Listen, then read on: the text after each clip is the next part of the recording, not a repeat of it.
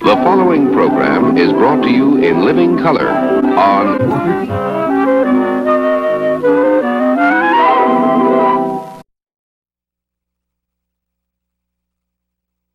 Hello, everybody. Welcome to Ward 13 with John Hopwood. As you can see, once again, I am not John Hopwood. My name is Matt Connerton, but we do have a couple of great guests with us today. One of them right here in the studio with us is a gentleman named John Hopwood. So, John, welcome to Ward 13 with John Hopwood. Hello, it's Matt. wonderful to have you on. New experience for me. Yes. You seem at home. You seem pretty comfortable. Oh, yeah. Yeah. I think I started my career in TV right here on the Joe Kelly Lavaster show. Oh, okay. Yeah. Which many people never let me forget. Joe and I are friends. Yes. Despite our political differences. Absolutely. And also we have joining us via Skype, David Colapinto, who is an attorney with Cohn and Colapinto. And are you in Washington right now, David? Yes, I am. Excellent. So we've got a very interesting show for you, but I know, John, you wanted to open with some local well, we were politics. one of the things, I was going to have you interview me about local politics, but yesterday, my plans were kind of upended when I saw a drug overdose in the reading room of the Manchester City Library, a library I've gone to. That was my salvation as a teenager. Yeah. And ironically, I'd just been talking to Bill Berry, my alderman, who's also a policeman, and he's the head of a special committee that's going to be dealing with this. And we've been talking about Bill's plans. He wants to make a documentary about the heroin epidemic. And then after talking to him and then walking in and seeing the overdose, it was I hadn't seen an overdose in many years. Sure. That was it took me back to the Lower East Side of Manhattan. I've never seen one. It's hard for me to even imagine. 1984. And but this is my hometown. Yeah. And this is going on. It was kind of surprising. Not shocking, or it leaves you numb. But the police did a great job. Yeah. But also, I was going to announce I'm going to be switching a format because I have some obligations. When I'm going to be on hosting, we're going to have Ward 13 with John Hopwood. But when I have guest hosts, like next week, we're going to have Ward 13 Presents Manchester Today, if it's dealing locally. But sometimes we have people like Bonnie Wright, who's not from Manchester. It'll be Ward 13 Presents New Hampshire Today. Okay. And next week, I'm going to be taping two shows. Hopefully, Bill Berry will be hosting a show on the heroin epidemic. And also, Mike Lopez, who has been a guest host before, we're going to shoot a show with him about Hope for New Hampshire, which is a group that does outreach for drug addicts, people with drug problems. Sure. Because this epidemic is... I don't know if the word's spiraling out of control, but we'll leave that for another time. I do need to ask you, though, the overdose that you witnessed yesterday, what happened? I mean, well, they gave him Narcan. Good. Of all people, Richard Danforth was there. Okay. Richard Danforth, do you know who Richard Danforth is? No, I've heard the name. Yeah, he often goes to the Board of Aldermen meeting. Okay. And talks about restaurants and stuff. He's a very nice guy, but he thought the guy he said, oh, he's a goner. This is his voice. He's a goner, John. But... I watched this guy like Lazarus, like being brought back from the dead. Yeah. It My was understanding is the Narcan works very quickly. Narcan. They gave him 2 milligrams, which is the initial dosage, and it's a thing like it's an interesting device. I was watching. They put 1 milligram in each nasal passage, and he came back, and it was all of a sudden the breathing starts, and I saw somebody die in the army, and so this was all of a sudden it's shallow breathing, and then he comes back, and the team, the Manchester Police, what was it, Matt LaRochelle, Sergeant Matt LaRochelle, and the security guard at the library, who's Bob Clay. They all did a great job, and then the emergency response team. Yeah. But I understand this guy, it was his second overdose. Wow. And this week. And the interesting thing was when they had him in the ambulance, or the EMT vehicle, 2 young women came up wondering who it was. And they were speculating that was, I can't use the person's name, that, Sure. he doesn't shoot heroin, he does spice. And, well, we saw a syringe, and I believe it was a heroin overdose. I haven't read the paper today. Sure. But the spice, if there's an entry-level drug, spice might be it. And I'd rather not talk so much about that Sure. because I really believe one of the problems the city has is our mayor, Mayor Gatsis, has no drug policy. And this is part of it. Yeah. And the other thing we were going to talk about a little bit was about Patrick Arnold. Yeah. What I had said to you, and I'm sure you wonder why, nobody talks about it. Nobody picked up on that. Yeah. Even though I know Rich Girard knows about this and other people. And Joe McQuaid, the union leader, knows about it because I sent an article that was later published to him. But, it's funny about the union leader. And Dave, you know the Manchester union leader. I've heard of it. It's infamous because of from days gone by. And it says there's nothing so powerful as the truth. Daniel Webster Sure. quote. And everybody always used to make fun of that because, there's nothing so powerful as the truth. Well, when I was a Sovietologist, Pravda means the truth. And we used to kid, there's no truth in the Pravda unless, I guess it's Ted Gatsis. And they ought to rename it the Gatsis Gazette. But as for Pat Arnold, if anybody's seen Pat Arnold or is looking for him, I didn't look up the number for the Pint Public House. The less said about him, the better.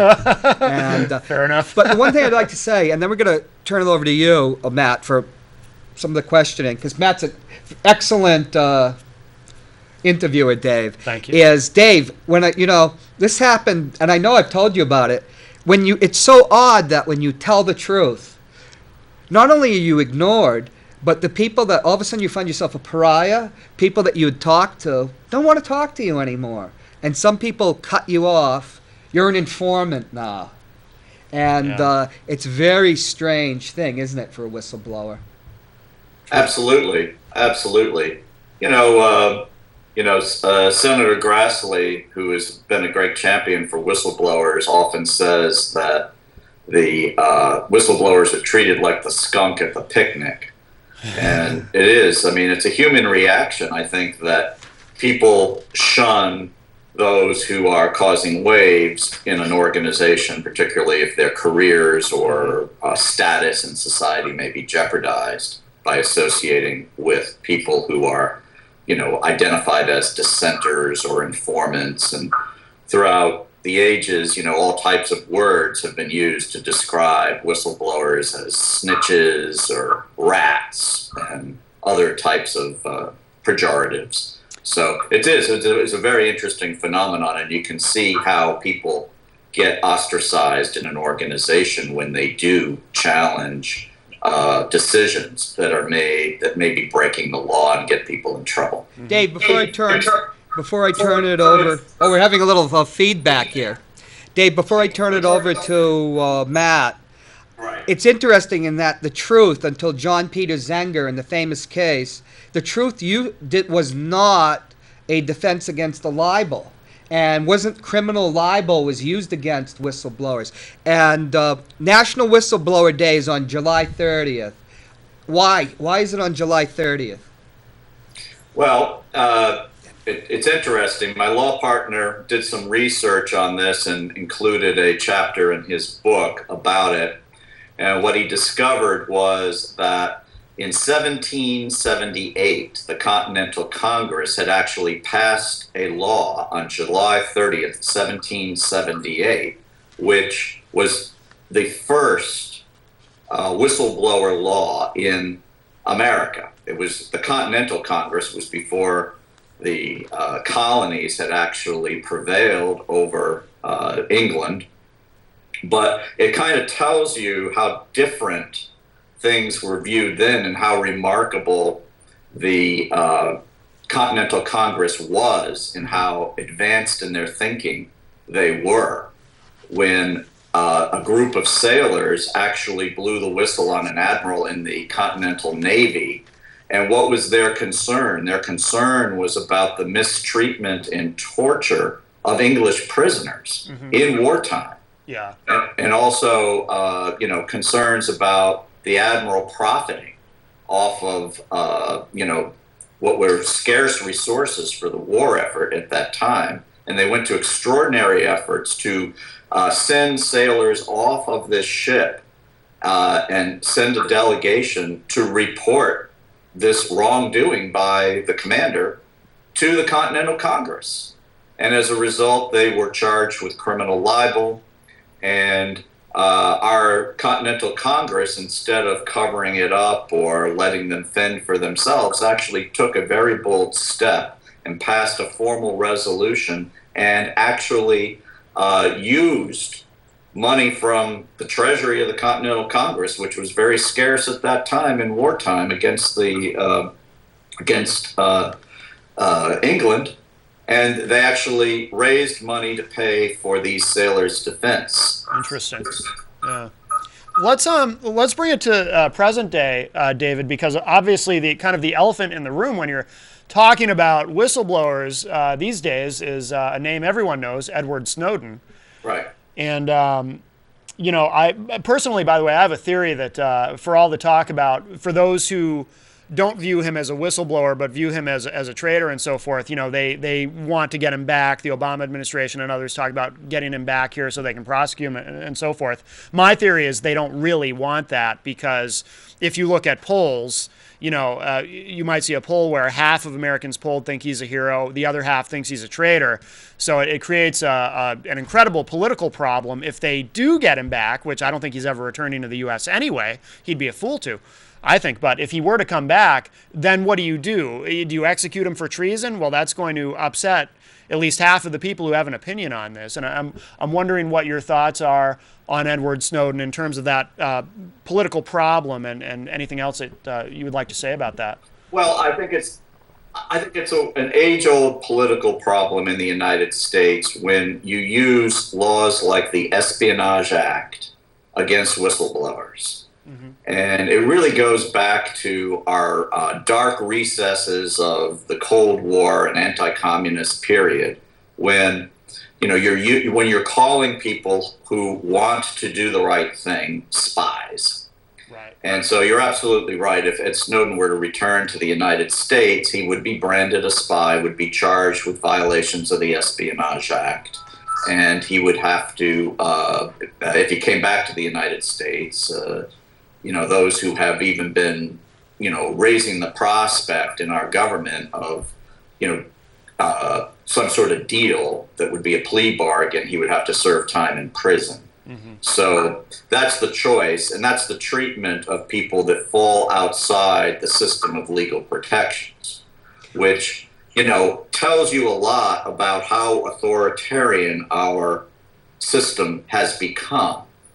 And why a person like Ed Snowden to blow the whistle on something like what the law breaking by the National Security Agency and our intelligence community, how you could not legally blow the whistle in the United States. And I think that's a sad commentary about the state of our laws protecting people who work in the intelligence community and for our government. And it is at odds with our history and all of the principles and all of the nice things that we say about wanting to protect people and give them the voice to report illegal activity. Right. So those are my initial thoughts on Ed Snowden. And it's unfortunate that I think it's a result of a broken system that doesn't fulfill the promise of being allowing people who work for intelligence agencies to report wrongdoing and criminal conduct to the appropriate authorities, to Congress, etc., and ultimately let the American people know that these laws are being broken by our government agencies. Dave, can I interfere for a second? I'm getting feedbacks of Matt. Didn't you and other whistleblower attorneys years ago, when the Obama administration came in, actually warn if there were no protections for people in the national security complex that something like a Edward Snowden situation would happen? Yeah, this was something that was warned for years, and leading up to the 2008 election, there was legislation in Congress, and most of the major candidates for president in 2008 supported this. Really was a bipartisan effort which would have made it legal for someone like Ed Snowden, who worked in the intelligence community, to report illegal conduct, to make classified disclosures to Congress. Yeah. And if he or she suffered retaliation for doing so, would have had a right to ultimately bring their case to a real court and have a trial on their whistleblower retaliation claim before a court and a jury. Okay. And that would have been a major advancement, and would have, for the first time, given, legal protections, real effective legal protections for people who worked in intelligence agencies in the United States, and bring them on a par with other employees in the private sector who for years have had access to courts and juries in whistleblower retaliation cases. And that was something that received a lot of attention, a lot of support. And that bill was actually added as one of the approved amendments to the stimulus bill, which was the first bill passed when Obama took the presidency. Yes. And it passed the House of Representatives, and had that bill been enacted into law in the Senate, it would have been signed by the president, because the stimulus bill had to be enacted, and we may have prevented the problem with Ed Snowden. Ed Snowden might have had a place to go to report his wrongdoing, and he would have received protection if he was the subject of retaliation. However, to make a long story short, what happened in 2009 was, you may remember that Senator Collins from Maine Obama needed one Republican to vote for the stimulus bill in order to get it through the Senate. It was close, yeah. And she went to the Oval Office and had a list of items that she wanted removed from the stimulus bill in order to get her support. And the Whistleblower Protection Act amendment, which was on the stimulus bill, was one of the items that she demanded to be removed in exchange for her vote. And with that single act, killed the effort to give real protections for whistleblowers in the intelligence community and across the government. So really, if that one thing had become law, Snowden today would be not a traitor under anyone's estimation legally, correct? Right, and he, it's a tragedy that someone would have to go to Hong Kong to talk to a reporter who works for a British newspaper in order to blow the whistle on wrongdoing here in the United States. There should be legal channels for people who work in that community, even with classified material. Because just because things are classified doesn't mean that these agencies don't break the law, or that there is no fraud or waste of spending. There's a lot of that going on. These are large bureaucracies, after all. They're government bureaucracies, and they're going to run afoul of the law. Well, especially in a post-Patriot Act world. I would think that creates a situation where there needs to be that much more vigilance. What about the False Claims Act? This is something I'm not familiar with. Yeah, the False Claims Act has been around since the Civil War in the United States. People call it Lincoln's Law. Okay. And it empowers people who work in government contracting who are aware of fraud against the United States by contractors. Okay. It's been amended several times, and it has the most modern version of it came into existence in 1986, and it has become a huge field and has been a driving force to hold government contractors accountable when they double bill the government. It has, wherever federal money is spent, there can be fraud against the government, and it has a large part of it. You may read in the newspapers a lot about these large settlements that the government gets from big pharma companies or hospitals for Medicare fraud. Those are usually the result of a whistleblower who worked as an insider who alerted the government to that fraud. Okay. And as a result of coming forward and reporting that fraud, they are entitled to between 15 and 30% of the recovery ultimately obtained by the United States. This is fraud. These are recoveries. Billions and billions of dollars have been recovered under this law that wouldn't have been recovered but for whistleblowers coming forward.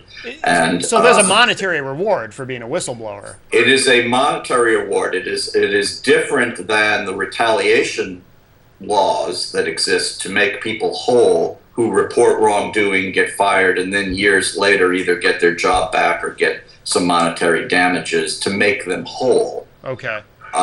What the concept behind the False Claims Act law is that you need a monetary incentive in order to encourage people to come forward with these allegations in the first place. Yeah, because it's a big who's risk. Going to report that, this a large corporation is stealing money from the government unless there is something that will reward them for doing so, rather than just having, we'll get you your job back 10 years from now. Right. That's not enough to incentivize people to take the risk and unfortunately to do the right thing. It takes some incentive to do that. Especially when, even if you get to keep your job, you've now created for yourself, I would imagine in most cases, an extremely hostile working environment.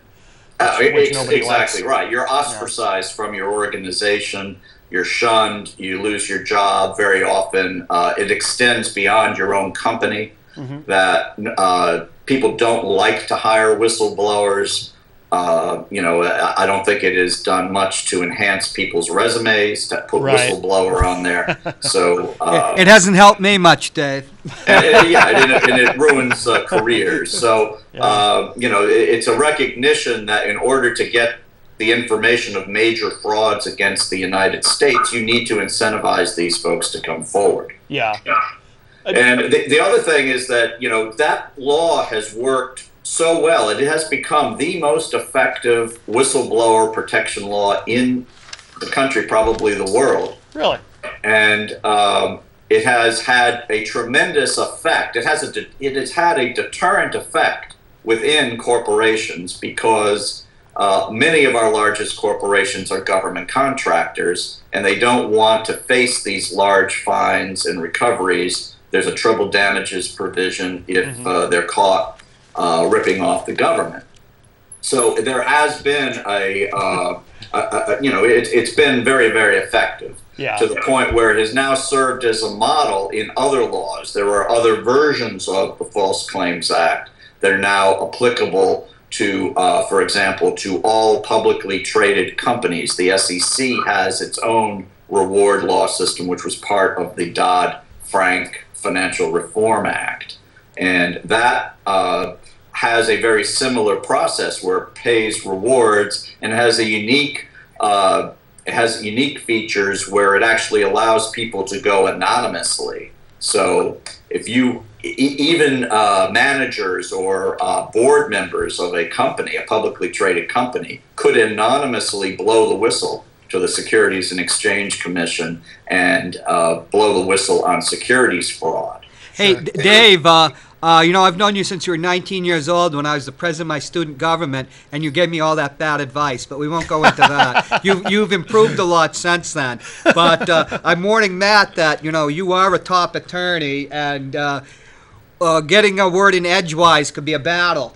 So why don't you tell us about National Whistleblower Day, and why should whistleblowers be honored? Yes, and I think that what it is it's a recognition, and this is something that has bipartisan support, by the way. This is something that has passed the United States Senate now twice, and there is, as a result of that, or building upon that, there's now actually a whistleblower caucus in the United States Senate, and there are 10 senators that are members of that caucus. 5 Democrats and 5 Republicans. And it's a recognition that more needs to be done to protect the gains that have been made, to protect whistleblowers, and to encourage whistleblowers to report violations of law. And so that's what National Whistleblower Appreciation Day is all about. And if people want to hear more about it, they can go to a website that we've set up to promote Whistleblower Day, and that is nationalwhistleblowerday.org. Okay. And you can read the some of the historical materials about the first Whistleblower Act from 1778 that we talked about earlier in the show. You can read the resolution that was enacted last year. You can take action to encourage your members of Congress to support this. And it's really a first step, in many ways a symbolic or ceremonial step, but an important one if you want to change the culture in our government and our corporations. Absolutely. We are almost out of time. Is there anything else we wanted to make sure we get in? July 30th, of course, National Whistleblower Day. There's going to be it's going to be a conference. We only got 2 minutes, Dave. Yeah, so there will be there will be a luncheon that day in the Kennedy Caucus Room in one of the Senate office buildings, and members from the Senate Whistleblower Caucus will be there, and some whistleblowers will speak, and others. And I think that this is something that we're looking to see occur every year. Great. Now, Matt, we were talking about getting Steve. We were trying to get Steve Cohen, your partner, on Matt's show on this coming Wednesday. I realize how busy you guys are. If you think Dave can talk, you should see Steve. Yeah. This is a man that I don't mean to. You did win the greatest whistleblower award in history, did you not? Really? Your firm, Cohen and Colapinto. And this was another one of these whistleblower reward laws for major tax fraud. And people may have heard of Bradley Birkenfeld, who blew the whistle on Swiss banking, illegal U.S. taxpayers who were hiding their assets in Switzerland without paying taxes here. And he was awarded $104 million by the IRS for turning in billions and billions of dollars that has been returned to the U.S. Treasury as a result. That's a pretty nice monetary reward. And there's a lot more. There is a lot more. If either Dave or Steve comes on, you can talk about how much fraud still remains to be rooted out. Absolutely. Well, we got to wrap up, but David, thank you so much. David Colapinto, an attorney for Cohen and Colapinto in Washington, D.C. This has been fascinating. Thank you so much for joining us via Skype. And, thank you. Absolutely. And John, thank you for being with us today. Thank you, and thank you, Matt, for pitching in. No, I appreciate it. I love doing this, so thank you so much. And we are out of time. We'll talk to you all later. Bye, everybody. Good morning, Manchester, or should I say good evening. We're taping in the afternoon, or it's the early morning. I'm having a little difficulty with time today. And my guests today are Bonnie Wright and Michelle LeCuyer. Yes. Did I get it right? Pretty close, LeCuyer. And we're talking about the march against Monsanto that is going to be held. Bonnie? It will be taking place on Saturday. Saturday. We have 4 places in New Hampshire that it's going to be happening. Michelle and I will both be at the Concord event at the State House at 11 o'clock. 11 o'clock. There are also events happening in Littleton, Rochester, and Portsmouth. So there's really 4 places for people to be able to go to. We have them all listed on the Facebook page, March Against Monsanto, New Hampshire. New Hampshire. And And if you're not on Facebook, we also have them on the website for New Hampshire Right to Know GMO. Right. And why is it's this the March Against Monsanto, New Hampshire? There's a reason for that, isn't there?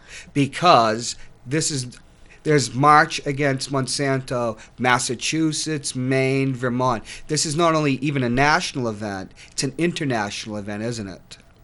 yes, it is. And there's, I believe, going to be 26 countries that are going to be participating, and it's going to be in 438 cities around Right. the globe. And I know in the European Union that are fighting tooth and nail against Monsanto.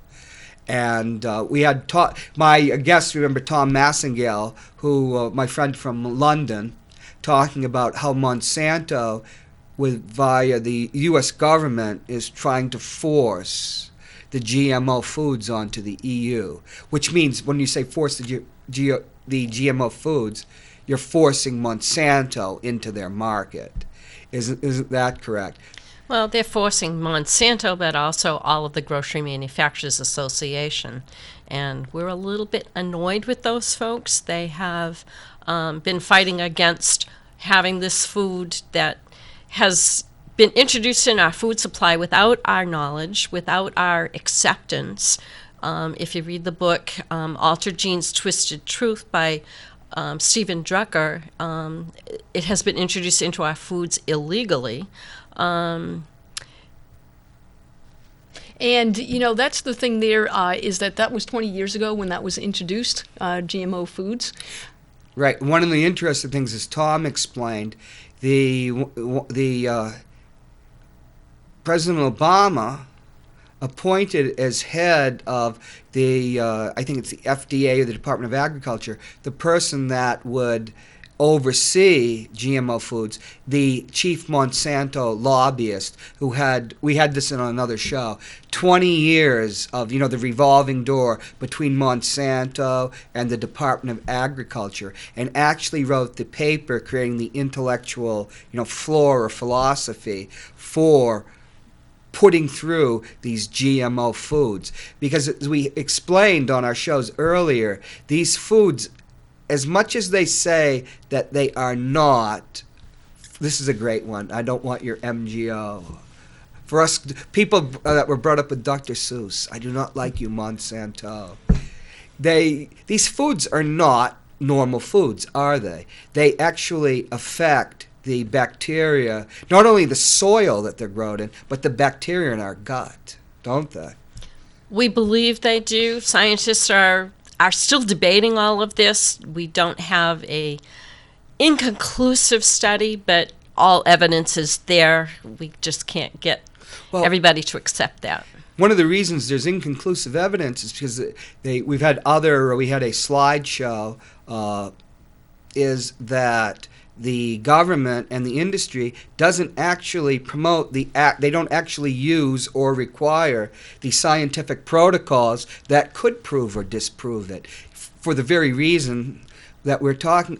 This is my opinion, because of that revolving door and the political clout of Monsanto that can use the government to try to force themselves onto the EU and their own pure food laws, that there hasn't been the type of scientific research that exists even in the pharmaceutical industry. They don't use the protocols the pharmaceutical industry does.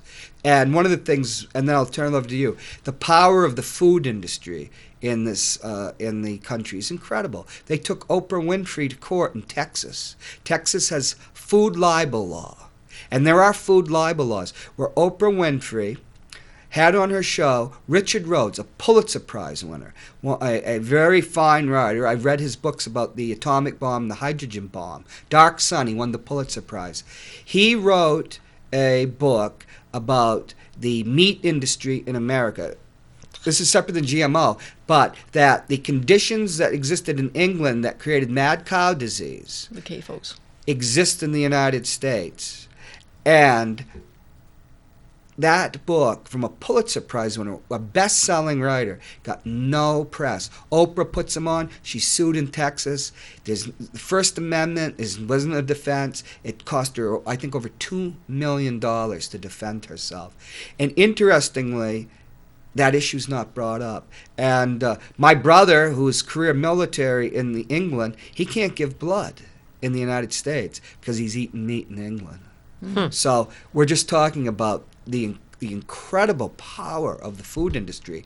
But Monsanto is a chemical company, but now it's like colonized or taken over the food industry. Monsanto makes the chemicals, and they make the seeds. They make the seeds so that they resist the chemicals that the seeds resist the chemicals that Monsanto makes. So they're not only controlling the seed supply, they're also controlling the chemicals that are used to grow these seeds. The seeds are planted, they're dosed with heavy applications of Roundup, or there are now several other herbicides that have just been introduced.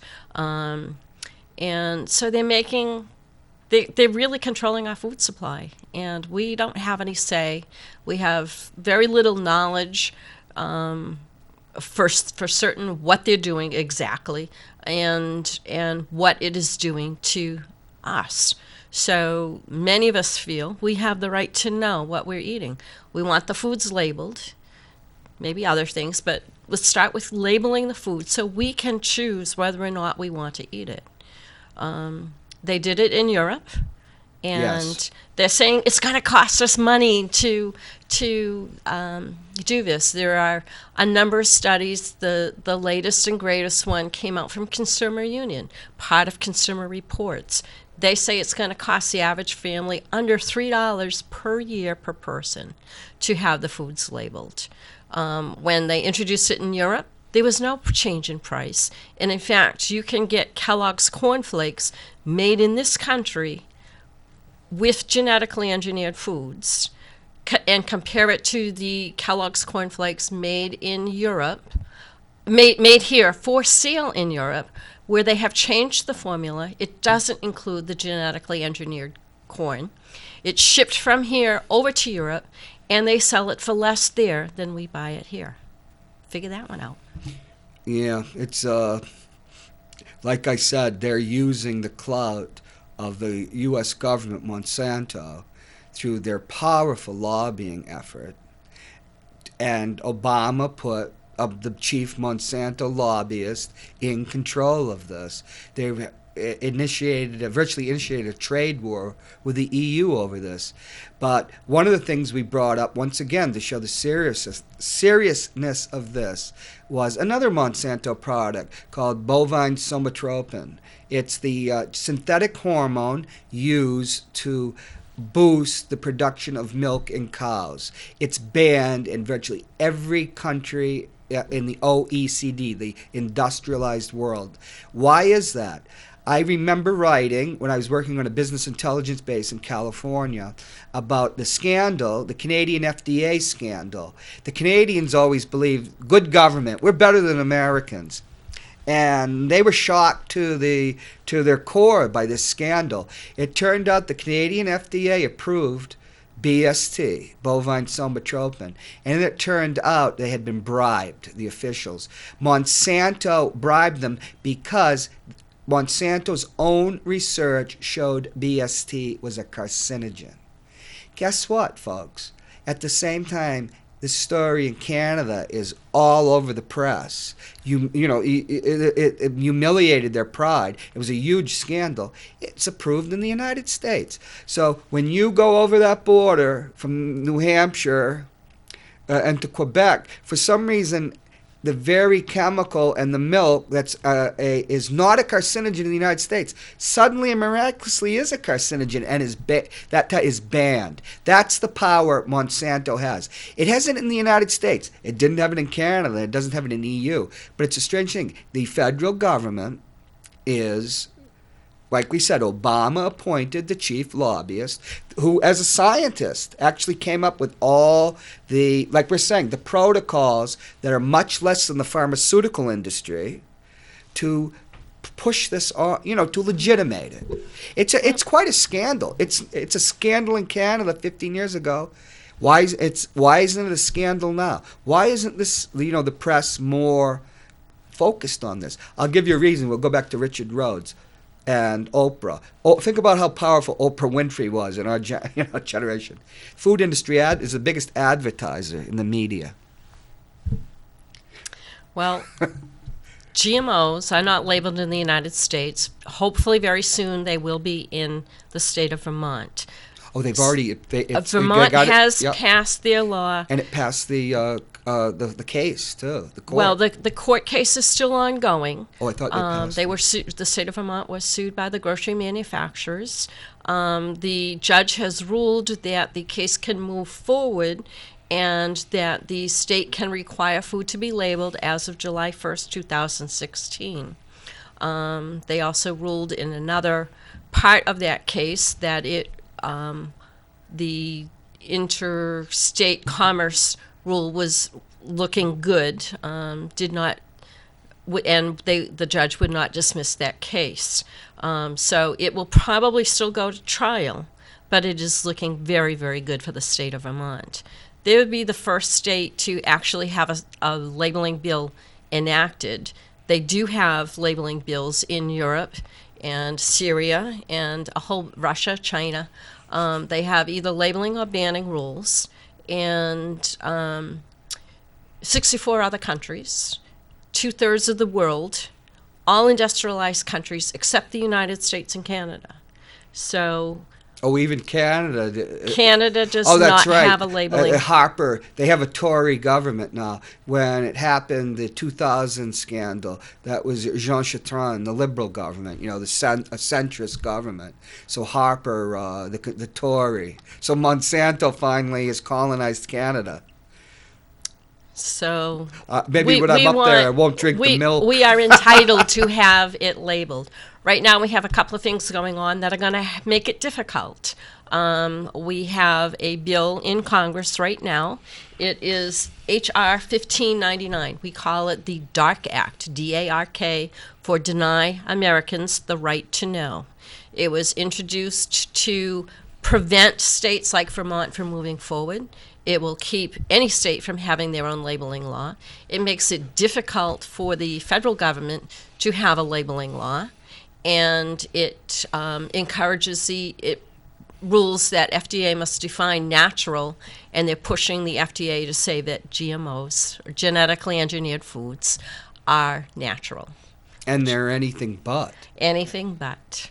We had an earlier show where, because of the genome sequencing, they're not even quite sure what it is. Mm-hmm. And the thing about Monsanto Ready Foods, they are genetically engineered to actually incorporate, to welcome Roundup. And essentially when you get a product, and only 80% of the grain products sold now in processed foods in the United States, it is Roundup ready. That means it's been changed, and it has this chemical in it that you can't wash off. You can't wash it off. It's not like, we were told to wash our apples during various food scares or anything, or rub, it gets into the ground and the roots you also absorb have it. The glyphosate was just ruled by the WHO as a probable carcinogen, the second highest level that it can be. Roundup, which is glyphosate, and so we're is eating. a carcinogen. It's been found in Fruit Loops. It's been found in other foods. It's been found in breast milk. In breast milk, urine. So it's there. We're eating it, and this is not a good thing. So the Dark Act is going to try and prevent it. We urge people to contact their legislators in D.C. and say don't support it. We know Annie Custer is fully supportive of against it. She supported a bill called H.R. 913, which is a safe requiring mandatory labeling. Senator Jeanne Shaheen supported S. 511, which is the companion bill to that. But we need to get the others on board to not support the Dark Act or H. 1599, and we want them to support these other two bills. We also have the TPP coming up. Right. Probably. Well, we could have you back for another show. So we got only about 4 minutes left. Okay. And why don't you tell about your organizations and how people can join in beyond just the march? Well, New Hampshire Right to Know GMO is a grassroots group. We have a Facebook page and a website.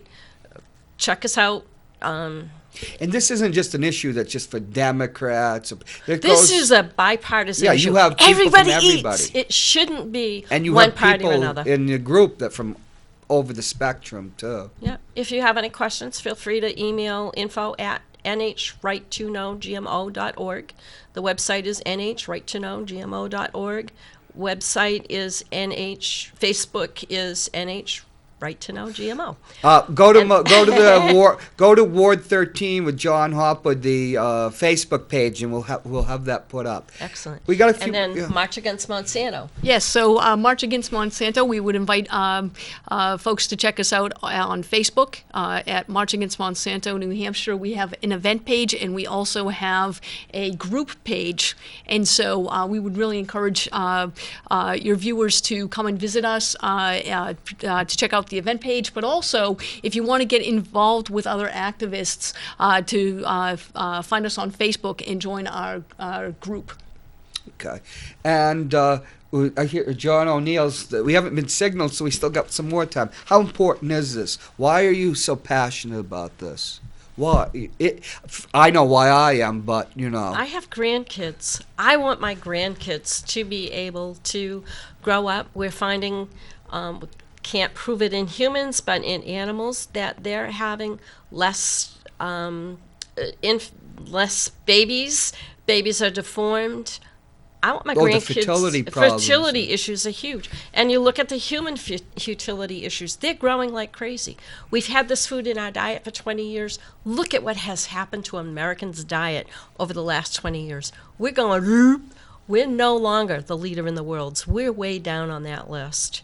And there's got to be some reason, and many of us believe it's what we're eating, and it's the genetically engineered ingredients and the herbicides used with it that is impacting us. Well, one thing that's so amazing that I just realized talking to you is the U.S. is the biggest exporter of grains, food grains in the world. Now I'm suddenly starting to realize those reports, because I follow business, why suddenly Australia and Canada until recently, now I'm hearing this, they're making huge inroads. Like certain countries are not importing our grains. Well, And China is huge. Yeah, I'm starting to understand why suddenly. You know, we fed the world. Remember, that was our big clout in the Cold War, which I was a warrior in, against the Soviet Union. You could the grain sales from the United States.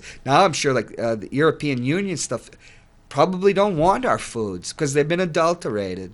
Well, in last year, Russia banned GMOs. They said this. It was a direct quote from President Putin. Vladimir Putin. We call him Tsar Putin on this show. The Tsar. Well, the Tsar said, we don't, if the United States wants to eat GMOs, let them. We don't need to. We have plenty of organic land. So even in Russia, it's not that labeling is required. They've outright banned it in Russia. Well, one of the another issue we could talk about is global warming, and suddenly the tundra is opening up in the former USSR, and they're going to be able to grow their grain, although most of the stuff comes from Ukraine. So we've had shows about that, about Ukraine. one of the things that groups like New Hampshire Right to Know GMO and by events such as March Against Monsanto, we're spreading awareness. People are changing the way they eat. We're suddenly finding that we don't have enough organic grain in this country to satisfy the demand. We are bringing grain in from other countries to keep up with the demand. Isn't that incredible? Suddenly the greatest food basket in the world suddenly has to bring in a product that people want. We only have 1 minute. I'd like to sum up. It's about democracy. It's about the right to know. And it's a fundamental right to know what goes into your food and to be able to control your life in a way you'd like to. These battles were fought back in the Teddy Roosevelt administration, and they had a hostile Supreme Court then, and they're finally settled with Franklin Roosevelt, his fourth cousin. These issues were battled out. Now suddenly we're just going back to the era that Upton Sinclair talked about in his, like the novels The Jungle. They're adulterating our foods. They're importing drugs, generic drugs from India and China that have no regulation at all, which are, a lot of them are just, they're inert. There are lawsuits about these generics from like India and China that are working their way through the federal courts because you're taking pills, charging them to Medicare or Medicaid, and they don't really work because the United States, with its policy of free trade and China making it cheap in China and India, they said they were going to put the FDA over in China and India. We can't even trust our own FDA right now. It's a matter of civil rights, I would say. Do you agree? That you have the right to control your life, and it's a principle of the common law of England. I'm a legal editor. I should have become a lawyer like my father said, so I wouldn't have wound up in a low-income bracket all my life. But it's a principle, settled principle over 1,000 years of the English common law. You have a right what goes into your body. That it can't be violated. And that right has been taken away from us. It is being taken away unless we do something about it. Well, Bonnie and Michelle, thank you very much. And I'd like to have you back on the show, and we can talk about TPP. Would love And to. Can we encourage folks just to come down? One more plug for March Against Monsanto this Saturday in Concord at 11. Yes, and we can. if you can bring we're collecting food for the food pantry. Oh, great. Thank you. Thanks. Thank you very much, Manchester. And we'll see you next week on Ward 10. And Halt, trolley. Give me your name, rank, and serial number. King Friday the 13th establishes border guard. King against change. All right, let's just go get this thing. Get right. out of here. Okay, we're here to pick up our 2015 Hippo Award, being the runner-up. I'm here with Peter White. Missing in action is Don T. Tibbetts. He's working right now, but we'll get him going and everything else. Hi. Hi. Hi. Pick up the Hippo Award, the certificate. We're a runner-up. Yeah, they just called us. Yeah, they just called us. Oh, geez, I don't know where I have his name. I know she called, but I don't know where they put it. Let me just check with Tammy. It's right here. Oh, is it? Oh, okay, sorry. Yep, no, it's right there. Okay. That's fine. I was hoping it'd be like a nice dark blue one. No, it's like that. It's But, fine. okay, we got it. Very All right, good. looks good to me. So what did you get it for? Runner-up, we can't be Chronicle every year. Okay. So this is like the third year in a row. We came in second place behind Chronicle. Oh. But they're on every day though, so, Yeah, yeah. and that's a real TV show. Right. Well, ours is a real TV show, but not as good as this here. So I want to hold that's this up with wonderful. John Hopwood is filling thanks, this John. with Peter White. Again, Don Tibbetts is MIA. He's working today, but he'll get one. But he'll definitely get one, and the pint will get one. So, and everything else. Maybe next year we'll be number one, but that's. Yeah, you never know. It's a long Get shot. something to strive for, you know. Well, that could be. So we'll make the presentation Wednesday on the live TV. We frame it. We make it a big deal out of this. See, you never know what's going to happen though, because Red Arrow for years got best breakfast, Right. and this year Tucker's up in Yeah, Merced got yeah. it. So you never know, you may. Oh, maybe get- you're right. Oh, they do. Oh, okay. Yeah. But put this way, I haven't been right in the last 40 years, so I have to keep my record intact. Yeah, right. Joel, aren't you going to ask her what ward she lives in? Oh, what ward do you live in? I live in Goffstown. Oh, she lives in Sorry. Goffstown. Not Golfstown, Goffstown. Goffstown. And Joel's thinking of running for alderman. Alderman, yeah. Although the more Oh. likely thing is school board. No, Alderman. Well, it all depends. See, we know a guy that's running. He's the Alderman now, and I don't like anybody to run unopposed because that's to me, he gets a free ride. Okay, so if I jump in the ring and it's just him and I, at least I'm guaranteed in the final election. Right, right. So so this is the way that's the way. It's always good to have choice when you're Yeah, that's voting right. for an elected official. And that's the way the moose rolls. See, Right. The no thing free is, ride for He's already anybody. got the signs for the school board, and it'll cost him $5,000 to run for alderman at least. Well, that's why you have fundraisers. That's right, that's So, right. if you want to be my first contributor, hey, I take I any. won't benefit because I live in Goffstown. Oh, everybody benefits from the health of Manchester. Oh, you could be my secretary if I win. Oh, geez, See? that is an offer. See, that's an obvious, yeah. And I'll give Aldermen don't you, have secretaries. Oh, wow. and I'll give you the doubles of salary. How's that? Shows you what kind of guy I am. Thank you. All right, Very generous. thanks. I appreciate it. Okay, thank you so much. Have a good day.